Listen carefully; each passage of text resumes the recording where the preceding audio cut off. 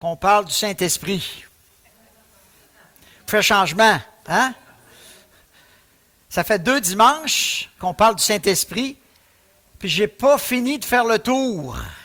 Puis je pense que même après la prédication encore aujourd'hui, il va y avoir des choses que je vais avoir échappé. Jusqu'à maintenant, nous avons regardé que le Saint-Esprit, on a besoin de lui plus que jamais. Jésus a eu besoin du Saint-Esprit pour vivre sur cette terre-là, pour accomplir sa mission. Combien, à plus forte raison, notre frère nous a parlé de notre mission, être le sel de la terre, comment on a besoin du Saint-Esprit pour avancer sur cette terre-là. C'est intéressant de voir comment chaque membre de la Trinité, Père, Fils, Saint-Esprit, joue un rôle dans notre relation avec Dieu. Et ce matin, je vais regarder particulièrement le rôle que joue le Saint-Esprit dans nos vies. Le mot grec qu'on trouve dans la parole de Dieu pour parler du Saint-Esprit, c'est paraclé. Paraclé, ça veut dire le défenseur. Ça veut dire le consolateur. Ça veut dire quelqu'un qui est à vos côtés pour vous aider, pour vous donner des conseils. Ah, c'est quelque chose, là. Dieu a envoyé quelqu'un, j'ai envie de dire lui-même, à côté de vous, là, pour vous donner des conseils, pour vous guider dans votre marche sur cette terre-là. Jésus va dire, il vous donnera un autre défenseur, il demeurera avec vous, il sera en vous. Jean 14, versets 16 et 17. Il parle d'un autre défenseur, un autre paraclet. Donc, on a déjà eu un. S'il y en a un autre, c'est parce qu'il y en a déjà un qui a passé. Vous êtes d'accord avec moi? 1 Jean chapitre 2, verset 1 nous dit que nous avons en Jésus le premier paraclet. Rappelez-vous, Jésus, quand il était sur la terre, il était un consolateur, un défenseur, quelqu'un qui est à côté des disciples pour les accompagner tout le long qu'ils ont été sur la terre. Puis là, il dit, je m'en vais au Père. Mais il est avantageux pour moi, je vous laisse parce que je vais vous donner un autre paraclet. Quelqu'un comme moi qui va vous accompagner sur cette terre-là. Ce deuxième paraclet-là, le Saint-Esprit, vient poursuivre l'œuvre commencée par le premier qui est Jésus-Christ. Puis qu'est-ce qu'il fait le deuxième? Il rappelle les paroles de Jésus. Il nous rappelle, puis il nous aide à comprendre pourquoi Jésus a dit ça dans ce contexte-là. Qu'est-ce qu'il voulait dire? Le paraclet nous aide à comprendre les paroles de Jésus. Puis Jésus va même dire à un moment donné, il est avantageux que je m'en aille, puis que je vous le laisse, parce que j'ai d'autres choses à vous enseigner, mais vous ne les comprendrez pas. Mais l'Esprit que je vais vous envoyer, lui, va vous aider à comprendre et à intégrer ce que je vais vous enseigner. C'est intéressant de voir dans Jean chapitre 8, versets 28-29, Jésus va dire, « Je ne fais rien de moi-même, mais seulement ce que le Père m'enseigne. » Jésus versus le Père. Il dit qu'il ne fait rien de lui-même, mais tout ce qu'il fait, c'est ce que le Père lui dicte de faire. Puis dans Jean chapitre 16, verset 13, on parle du Saint-Esprit en lui disant, « Il ne parlera pas de lui-même, mais il dira ce qu'il a entendu de moi. » Donc, le Saint-Esprit parle des choses de Jésus, puis Jésus parle du Père. Donc, le Saint-Esprit parle du Père, des choses de Dieu. Voilà l'importance de pouvoir avoir cette relation avec Jésus, mais aussi avec le Père, par le Saint-Esprit. Intéressant aussi de voir dans la parole, dans Acte 16, verset 7, on dit « L'Esprit de Jésus ». L'Esprit de Jésus. L'Esprit parle tellement de Jésus que c'est comme si c'était l'Esprit de Jésus qui nous parlait. On a-tu besoin encore aujourd'hui d'entendre la voix de Jésus, d'être dirigé par l'Esprit de Jésus? Amen. J'aimerais regarder avec vous le rôle du Saint-Esprit comme paraclet. Son rôle commence avant votre conversion. Puis il va faire aussi quelque chose pendant votre conversion, puis il va continuer après votre conversion. C'est un moyen contrat, là. C'est un moyen contrat. La première chose qu'on voit ici, avant votre salut, avant d'accepter Jésus, c'est l'Esprit de Dieu qui vous a convaincu de péché, de justice et de jugement. Le Père vous a attiré et le Saint-Esprit vous a convaincu que vous étiez pécheur, vous aviez besoin d'un sauveur, puis qu'il y avait un jugement qui vous attendait si vous ne faisiez pas le bon choix. Puis il y a un jugement sur ce monde. Et le prince de ce monde va être jugé. L'autre chose intéressante, c'est peut-être pour ça que Jésus dit qu'il est avantageux qu'il s'en aille, c'est que l'Esprit, là, il agit partout dans le monde en même temps. Jésus, là, il était à Jérusalem, en Israël, il était à une place physique. Mais le Saint-Esprit, le Paraclet, le deuxième, lui, là, il peut parler à Lisette, puis à Luc, puis à Tony, puis en même temps, dans leurs besoins de salut.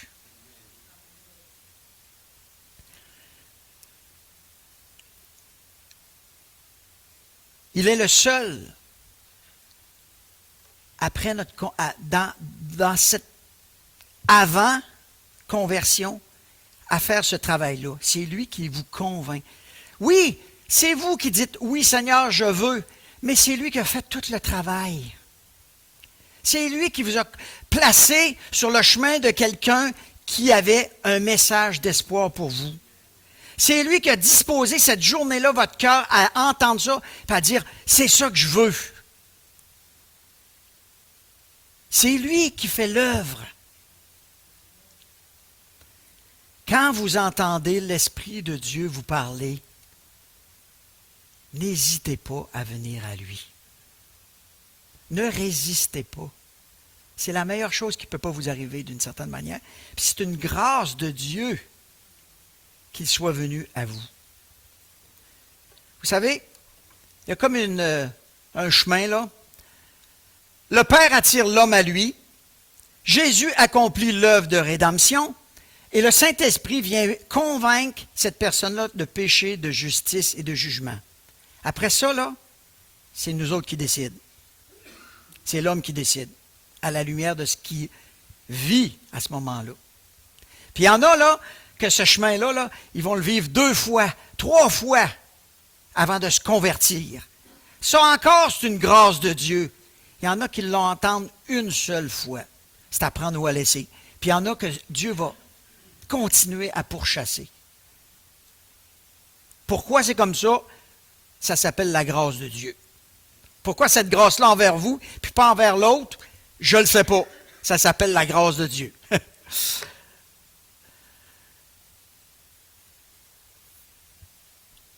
Voici le chemin que Jésus prend, que le Saint-Esprit prend. Le Père attire, Jésus accomplit l'œuvre rédemptrice, et le Saint-Esprit nous rappelle les paroles de Jésus, l'œuvre de Jésus. Puis là, il nous convainc de péché, de justice et de jugement, et c'est nous autres qui prenons la décision. Ça, c'est avant votre salut. Au jour de votre salut, la journée où vous décidez, oui Seigneur, je veux te suivre, vous recevez le Saint-Esprit en vous. Il n'y a personne qui est né de nouveau qui ne reçoit pas le Saint-Esprit. Vous n'aurez pas des papillons, il n'y aura pas de boutons qui vont vous sortir, qui montrent que vous avez eu le Saint-Esprit. Vous le recevez parce que la parole de Dieu le dit. Il n'y aura pas nécessairement d'émotion qui va être rattachée à la réception du Saint-Esprit. Mais la parole de Dieu dit que lorsqu'on est de nouveau, on reçoit le Saint-Esprit. Le Saint-Esprit vient habiter en vous. Dieu vient habiter en vous. Et l'autre chose que nous dit la parole, c'est qu'on est adopté comme des enfants de Dieu dans la famille de Dieu. Romains, ça vaut la peine de lire ça. Romains, chapitre 8.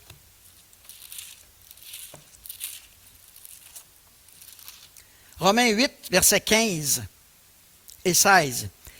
Et vous n'avez pas reçu un esprit de servitude pour être encore dans la crainte, mais vous avez reçu un esprit d'adoption par lequel nous crions Abba Père.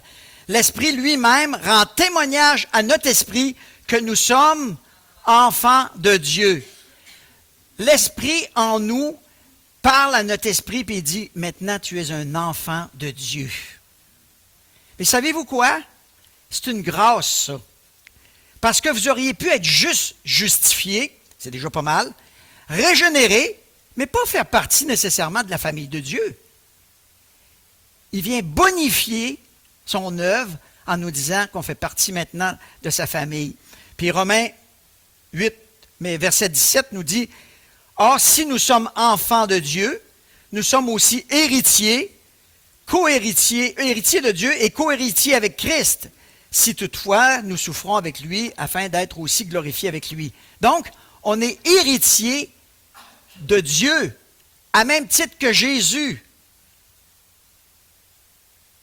Ouais, je sais que c'est ordinaire, là, hein? Être hérité de Dieu, tu sais. Il est pauvre, Dieu, d'abord, hein? Quelle grâce! Quelle grâce! Ça, c'est le salut qui nous amène ça. L'autre chose que je vois dans le salut, que le Saint-Esprit fait, c'est qu'il nous libère de la loi du péché et de la mort. À partir de ce moment-là, c'est comme si je vous disais, l'attraction, l'intérêt, le désir de faire le péché est enlevé en vous. Puis quand vous péchez, c'est votre chair qui pêche. C'est vous qui décidez. Mais l'attraction a été enlevée. Votre attirance, vous n'êtes plus obligé. Avant, j'étais un enfant de colère. Dès que le péché venait, je n'étais pas capable de résister. Maintenant, avec la nouvelle naissance, on est capable de résister parce qu'on a le Saint-Esprit, Dieu en nous. Ça, on reçoit ça à partir du moment de la nouvelle naissance, puis ça continue après. Ça, c'est des choses que je pourrais dire qu'au moment de votre salut, au moment que vous acceptez de Jésus dans votre cœur, vous vivez ça. On n'est plus esclave du péché, mais parce qu'on est mort au péché, dit la parole. Si on est mort au péché, je mets un mort ici, je le tente, il ne va rien faire. Il ne va rien faire. Maintenant, j'aimerais regarder le rôle que joue le Saint-Esprit après notre conversion. Parce que c'est là qu'il est à l'œuvre. Particulièrement.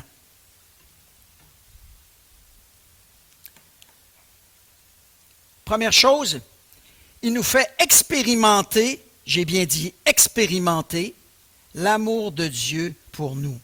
Vous savez que vous êtes aimés par Dieu, mais là, vous le vivez, vous l'expérimentez, vous le ressentez. Les gens dehors, là, qui n'ont pas l'esprit, là, savent que Dieu les aime, mais ils ne vivent pas ça. Il y a quelque chose qui se passe qui fait que vous allez vivre, expérimenter l'amour de Dieu. Dieu, Romains 5,5 va dire, Dieu verse son amour dans vos cœurs. Dieu verse l'amour de Dieu dans vos cœurs. L'amour de Dieu, là, c'est grand, puis mon cœur est tout petit. Mais bon, c'est ça que la parole de Dieu dit. Il nous remplit d'une joie, d'une paix qui vient de lui.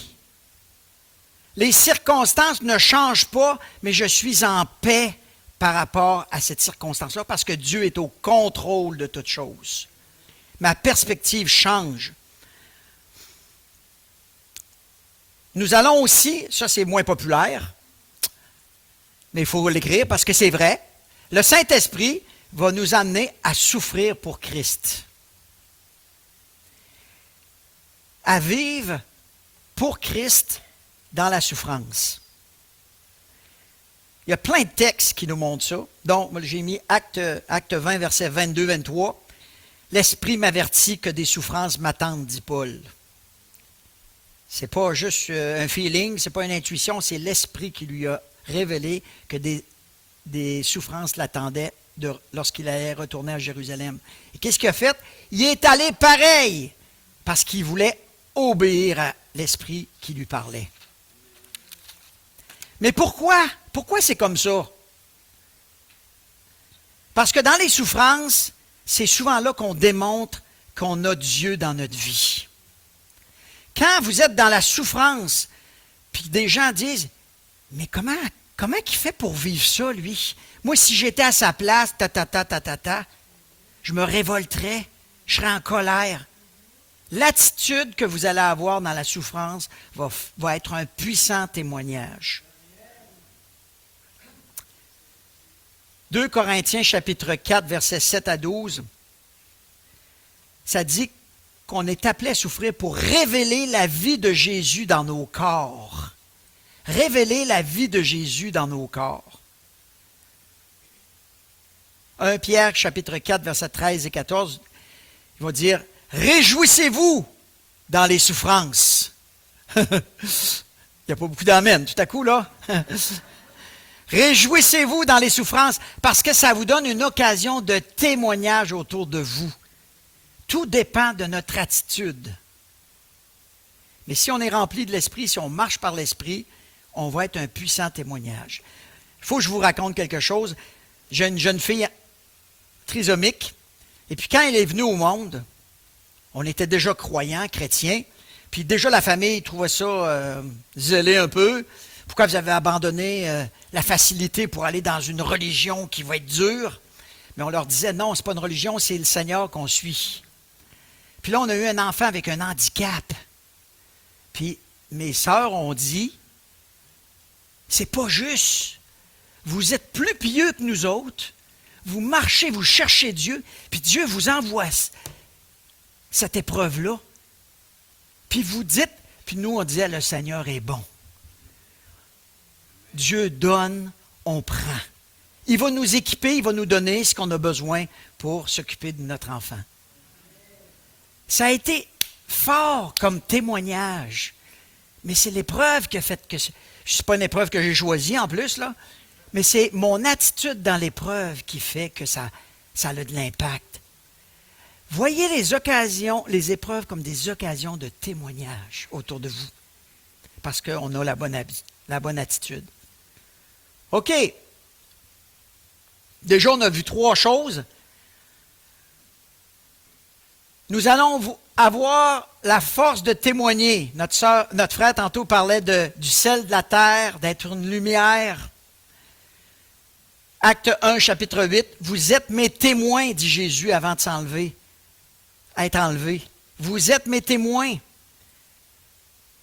Luc chapitre 4, verset 18, Jésus va dire qu'il a reçu l'onction pour annoncer la bonne nouvelle. Le Saint-Esprit est là pour nous aider dans notre témoignage. Des fois à travers la souffrance, mais des fois en parlant. Des fois, c'est en parlant. Le Saint-Esprit nous donne des dons pour le service, pour servir autour de nous. Le but des dons est de démontrer que c'est Dieu qui le fait à travers nous. Si je fais ce que je suis capable de faire, ce n'est pas un don du Seigneur. Il faut que vous voyiez à travers moi plus que ce que je suis capable de faire. Là, on est obligé d'attribuer à Dieu. C'est ça la différence entre le talent et le don. Le talent, là, vous avez des facilités, une facilité à faire quelque chose. Mais Dieu peut se servir de votre talent pour bonifier, pour aller vous emmener plus loin. Puis là, vous dites, « Hey, ça, c'est Dieu qui a fait ça. Ça, c'est juste Dieu qui a fait ça, parce que moi, je n'ai jamais été jusque-là. »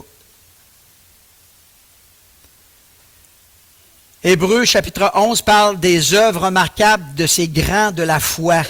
Quand on en regarde les œuvres de ces grands-là, les grands héros de la foi, on voit qu'ils ont fait des choses extraordinaires que seul Dieu pouvait faire. C'est pour ça qu'on les nomme des héros de la foi. Le Saint-Esprit nous amène à faire des tâches qui, à première vue, devrait nous dépasser, nous amener à nous surpasser, mais c'est lui qui le fait à travers nous. Et c'est pour ça qu'on peut dire, ça c'est un don que le Seigneur t'a donné. Les dons servent à l'utilité commune pour les autres. Mon don est pour vous. Il n'est pas pour que je me glorifie, il est pour vous. Donc, si je ne me sers pas de mon don pour vous, puis je le garde pour moi, je suis en train d'enterrer mon talent dans la terre, avec zéro intérêt.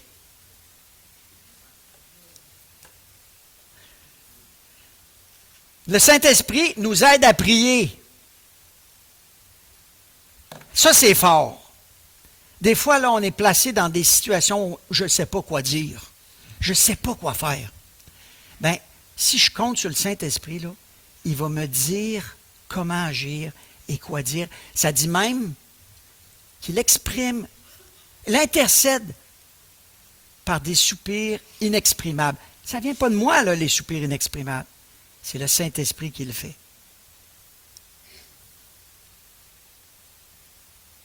Souvent, on est placé dans la vie dans des situations où on ne sait pas quoi faire et quoi dire. Quand vous êtes devant une situation où quelqu'un vit un deuil, on est dépassé. Vit une épreuve difficile, on est dépassé. Puis, on se dit, il faut que j'y aille, mais je ne sais pas quoi dire, quoi faire. En tout cas, en tant que pasteur, ça arrive souvent, ça. Même entre vous, entre frères et sœurs, même dans votre environnement. Comptez sur le Saint-Esprit pour savoir quoi dire. Préparez-vous pas d'avance. Comptez sur le Saint-Esprit. Il va vous dire quoi dire et quoi faire au bon moment. Puis la personne va avoir besoin d'entendre cela.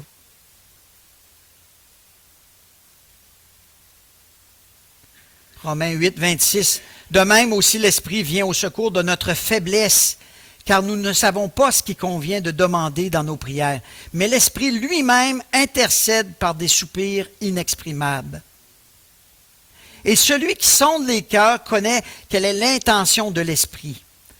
C'est selon Dieu qu'il intercède en faveur des saints. Si vous vous laissez diriger par l'Esprit dans ces situations-là, vous allez même prier en fonction de la volonté de Dieu.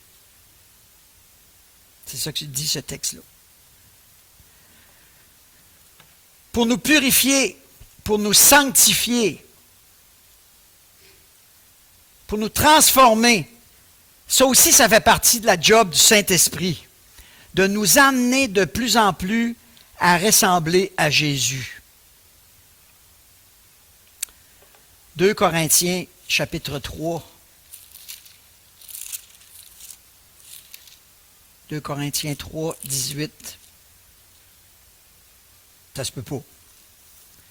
Il n'est pas là. Ça arrête à 17. Bon, ça peut être 1 Corinthiens 3. Je prends une chance. Ça se peut? Non, 2 Corinthiens. Ah non, j'étais à 2 Corinthiens 2. Amen. Ça existe. 2 Corinthiens 3, 18. Nous tous qui, le visage dévoilé, reflétons comme un miroir la gloire du Seigneur. Nous sommes transformés en la même image de gloire en gloire, comme par le Seigneur, l'Esprit de Dieu. L'Esprit de Dieu, sa tâche, c'est de nous transformer à l'image de Jésus-Christ. Ça, il ne fait pas ça la première semaine de votre conversion. Rassurez-vous, ça prend du temps. Si Pierre-Adin dit que ça fait 40 ans qu'il est chrétien, imaginez comment ça prend du temps. Ça prend du temps. Mais il faut collaborer avec l'Esprit. Puis il va nous transformer. Il va nous amener comme Christ.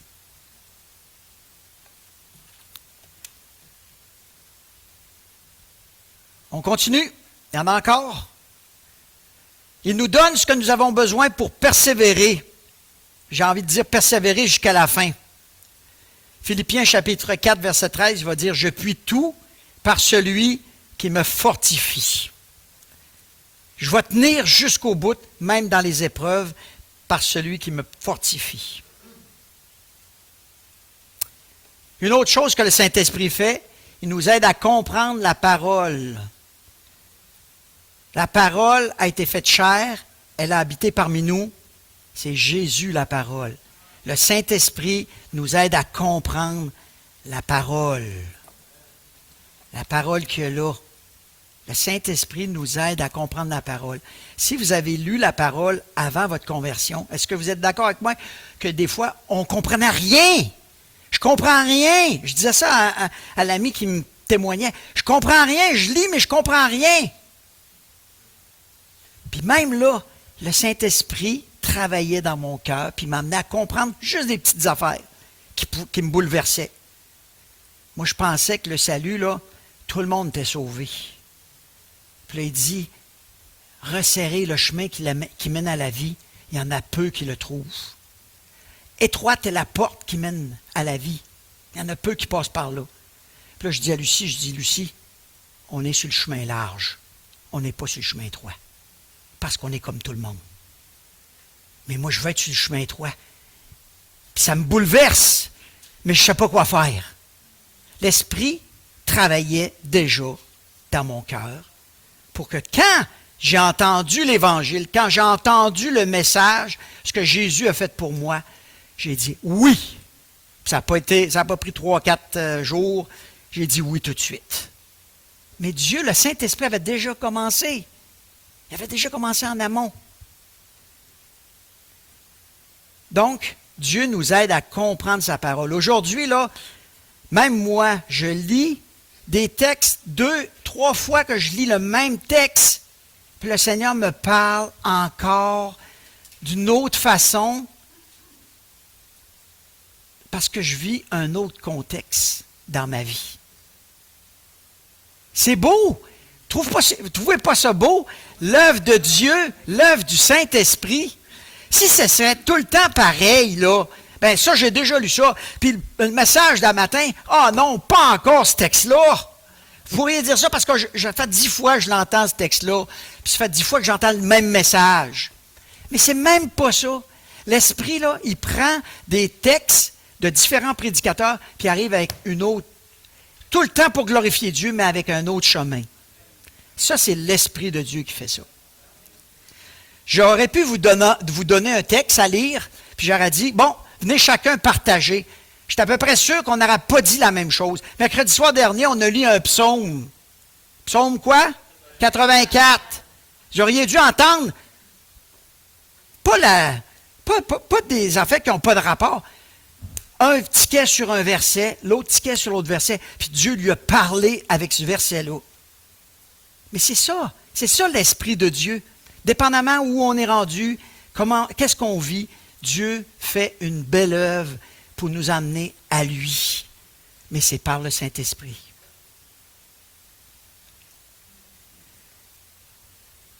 Le prochain, être capable de vaincre la chair, le monde et le diable. Ça, vous allez faire ça par le Saint-Esprit.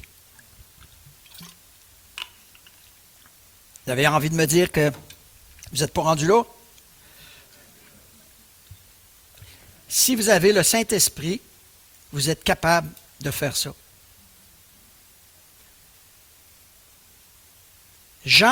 1 Jean chapitre 5, ça vaut la peine de lire ces 3 versets-là. C'est peut-être là que je vais passer le plus de temps, parce qu'il y a comme un défi, là. Il y a peut-être des gens qui sont sceptiques. Jusqu'à date, je dis amen, mais là tu vas peut-être trop loin, là. 1 Jean chapitre 5, verset 4. Commençons verset 3. Car l'amour de Dieu consiste à garder ses commandements, et ses commandements ne sont pas pénibles. Parce que tout ce qui est né de Dieu, nouvelle naissance, né de Dieu, triomphe du monde. Et voici la victoire qui triomphe du monde, notre foi. Qui est celui qui triomphe du monde, sinon celui qui croit que Jésus est le Fils de Dieu? Croyez-vous que Jésus est le Fils de Dieu? Donc, vous croyez, vous avez une puissance qui fait que vous êtes capable de vaincre le monde. C'est ce que la parole de Dieu dit. 1 Jean chapitre 4, toujours presque à la même place, chapitre 4, verset 4. Petits enfants, vous êtes de Dieu et vous avez vaincu les faux prophètes, car celui qui est en vous est plus grand que celui qui est dans le monde. Celui qui habite en vous, l'Esprit de Dieu, est plus grand que celui qui est dans le monde. Donc, quand celui du monde vient vous attaquer, vous êtes plus grand que lui. Vous êtes plus fort que lui. Si du moins il est en vous.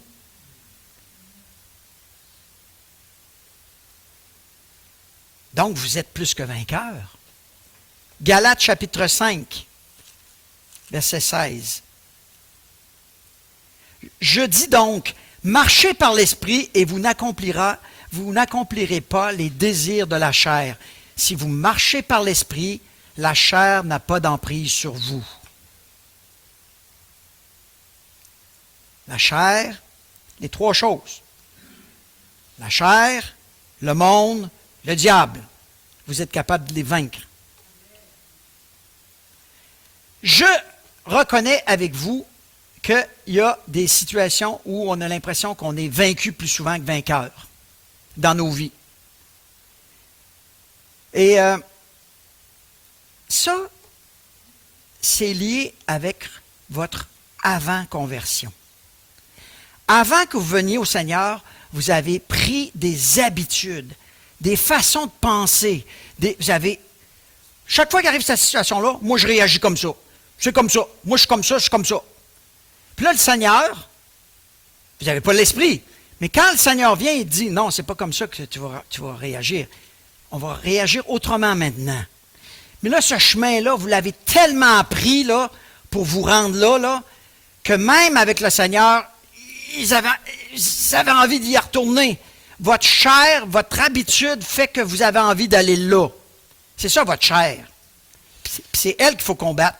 Il faut se laisser renouvellement de l'intelligence. Dire non, je ne vais pas là. Même si j'ai fait ça pendant 20 ans de temps, le Seigneur me montre, c'est pas ça. Maintenant, c'est comment, Seigneur, puis je suis ce nouveau chemin-là. Puis, des fois, là, l'autre chose aussi, liée avec notre passé, c'est qu'on peut avoir ouvert des portes, des accès au diable. Vous avez touché à des choses qui déplaisaient à Dieu. Mais vous n'aviez pas l'Esprit de Dieu. Vous ne pouviez pas le savoir. Puis c'était trippant de voir certaines manifestations quelconques. Mais ces portes-là là, sont encore ouvertes même quand vous êtes chrétien. Il faut les fermer, ces portes-là. Il faut dire, non, je renonce à ça, parce que le diable va rentrer par la porte que vous y avez ouverte. D'où l'importance de fermer ces portes-là, ces accès-là. Je vous garantis que si vous fermez ces portes-là, puis vous marchez par l'Esprit, vous allez avoir des victoires dans des domaines où aujourd'hui, vous vivez des échecs. On a besoin de guérison.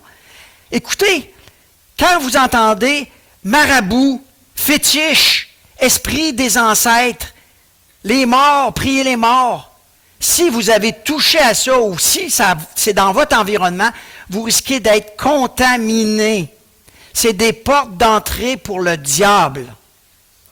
Il faut fermer ces portes-là pour que Dieu opère sa régénération. Là où je veux en venir, je fais une publicité maintenant. Il y en a qui ont dit Amen, donc il y en a 2, 3 au moins. Le Seigneur m'a mis à cœur de proposer à l'Église une retraite Être libre au mois d'avril prochain. Ce qu'on fait, on examine les accès qu'on a donnés à l'ennemi dans notre vie. S'il n'y en a pas, il n'y en a pas. Mais plus souvent qu'autrement, des fois, c'est un pardon, là. Ah, lui, là, je ne suis pas capable de y pardonner. Qu'est-ce que dit la parole? Pardonne. Oui, mais je ne suis pas capable. Il y a un accès, là. Il y a un accès. Il faut que tu en viennes par l'Esprit de Dieu à fermer cette porte-là. Donc, je vous encourage à commencer à prier là-dessus. Si vous pensez que vous avez besoin de guérison par rapport à votre passé, je vais vous encourager à participer à cette retraite-là. Une retraite d'un vendredi soir, samedi, au mois d'avril, où on va revisiter des domaines bien précis de notre passé. Puis on va cocher nous-mêmes, personnellement, les autres n'ont pas besoin de savoir où j'ai passé, mais devant le Seigneur, par exemple, je vais renoncer à des accès. Je vais fermer des portes. Puis après ça, vous allez voir des choses extraordinaires qui vont se passer. C'est comme un screen dans une porte, puis il y a un trou. Puis les mouches passent. Puis je les tue, les mouches, dans la maison. Mais il y en a tout le temps. Je sais pas par où ils passent. Il faut trouver le trou. Hey, moi, j'ai des souris qui ont rentré dans ma maison à un moment donné. Je peux vous dire en affaire, je cherchais le trou. Je cherchais le trou dans une maison. Où c'est passé gros de même, une souris. Hein, ça passe dans un Saint-Saëns. J'ai trouvé le trou. J'ai trouvé le trou. Il ne rentre plus. Je peux dire adieu à mes trappes. Mais à un moment donné, il faut fermer ces accès-là. Il faut fermer ces accès-là. Ça concerne vraiment être capable de vaincre le monde, la chair et le diable. Je vais vous donner un autre petit témoignage, c'est ma femme qui me dit ça. Cette semaine, ma femme, là, depuis un bon bout de temps, elle a vécu une expérience dans son passé qui l'a emmenée à avoir peur dans un contexte bien précis. Je vous place le contexte. Juste courir, aller faire de la course dans une rue, se ramasser à suivre des cours de natation, se ramasser dans le vestiaire complètement tout seul. Elle a la chienne. Elle avait la chienne. Elle n'était pas capable de prendre sa douche, de rester, parce qu'elle a tout le temps peur de voir un bonhomme derrière le rideau, ou un qui rentre, puis qui agresse. Il y avait dans son cœur depuis des années, elle me dit ce matin, elle dit, tu peux le partager. Elle dit, cette semaine-là, le Seigneur, dans son temps, lui a montré cette peur-là, puis il a dit, je te délivre maintenant. Jeudi, elle avait son cours de natation. Elle dit, c'est pas juste du bluff, là, c'est pas juste des mots.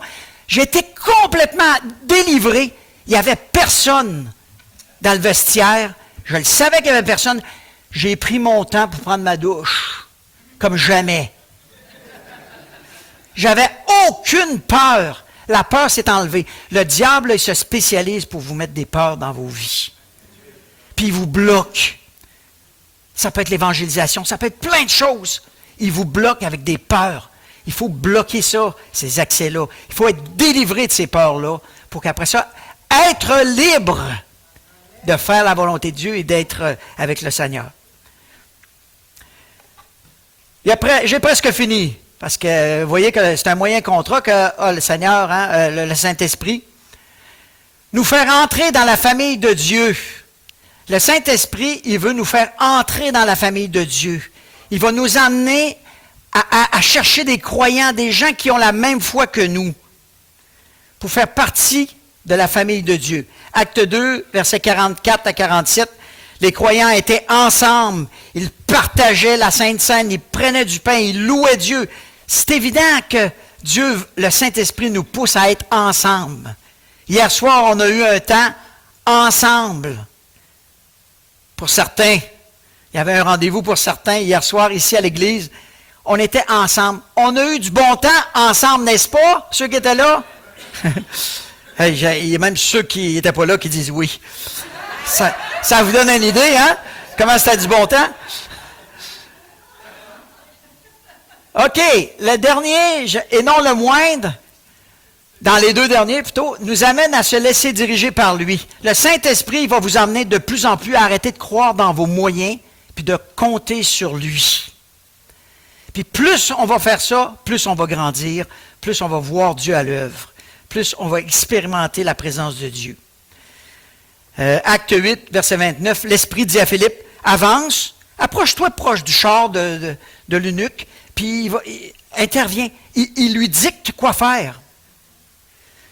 Acte 16, versets 6 à 10, empêchés par le Saint-Esprit, ils décidèrent de prendre un autre chemin. Dans votre vie, là, ça arrive-tu des fois que Dieu vous dit, non, tu ne tournes pas à droite, tu t'en vas à gauche. Si on compte sur lui, il va nous diriger dans nos décisions au point où ça va être lui qui va diriger notre vie et qui va nous emmener là où il veut. C'est là que je veux être, moi aussi. Enfin, entendre la voix de Dieu. Parce que je veux que Dieu dirige ma vie, mais j'ai besoin d'entendre la voix de Dieu. De savoir que c'est Dieu qui me parle, que c'est pas moi qui décide, puis c'est pas le diable qui me dit d'aller dans une direction. Entendre, discerner la voix de Dieu. Ça, c'est le Saint-Esprit encore là qui va le faire. Avez-vous remarqué qu'Apocalypse, chapitres 2 et 3, où Jésus s'adresse aux églises, puis leur dit aux 7 églises des choses, ça finit à chaque fois que celui qui a des oreilles écoute ce que l'Esprit dit aux églises. Je pensais que c'était Jésus qui parlait, moi. L'Esprit prend les choses de Jésus puis nous les rappelle. Là où est Jésus, l'Esprit de Dieu est là. Donc, c'est l'Esprit qui nous rappelle les paroles de Jésus et qui nous dispose à les entendre. Est-ce qu'on peut vraiment se passer du Paraclet du Saint-Esprit sur cette terre-là? On ne peut pas se passer de lui. Donc, ceux qui ne l'ont pas encore, là, je vous encourage à considérer de l'acheter. De l'acheter en venant à Christ. Il va vous le donner. Mais aujourd'hui, toutes nous autres qui avons reçu ce Paraclet-là, on doit apprendre à l'utiliser au maximum, à dépendre de lui au maximum. Maintenant, je comprends un peu plus Jean 14, versets 16 et 17, où Jésus va dire à ses disciples, « Il est avantageux pour vous que je parte, parce que je ne pourrais pas vous envoyer le Consolateur si je ne m'en vais pas. » Donc, il est vraiment avantageux pour nous d'avoir le Saint-Esprit. Vous savez, la vie chrétienne, même si je vous dis tout ça, puis je vous équipe, Dieu nous équipe par son Saint-Esprit, puis je vous donne tout ce que le Saint-Esprit peut faire dans nos vies, la vie chrétienne reste un combat. Un combat. J'ai les armes. Dieu m'a équipé pour me défendre, pour avancer, pour grandir, pour avoir une vie victorieuse. Mais il y a des moments où j'ai des situations d'échec. Donc, c'est tout le temps un combat, la vie chrétienne. Mais l'important, c'est d'avancer, tout le temps avancer, gagner du terrain, d'une certaine manière. Dieu combat pour nous. Le Saint-Esprit qui est en nous, c'est lui qui nous dit comment dealer avec les choses invisibles qui sont autour de nous. Voyez-vous, autour de vous, là, ce qui est invisible, vous devez combattre contre ça. On a besoin du Saint-Esprit pour voir l'invisible, pour savoir comment se comporter. Notre responsabilité est vraiment de dépendre de lui, du Saint-Esprit, fermer les accès, puis marcher par la foi. Donc, on va terminer le culte ce matin avec un chant. Un chant qui dit, c'est la suite, je l'ai mis tout de suite après le PowerPoint. C'est moi qui gère ça, c'est vrai. Debout, sainte cohorte. Donc, vous n'avez pas le droit, il ne faut pas chanter ça assis. Sinon, ça ne marche pas, là. Ça dit, debout, sainte cohorte. Vous savez, en ayant l'Esprit de Dieu en vous, vous êtes saints. Vous êtes saints. L'Esprit de Dieu habite en vous. C'est ce que dit la parole. Donc, on est dans un combat, on doit marcher, puis c'est un rythme, je n'ai pas dit de guerre, là, mais...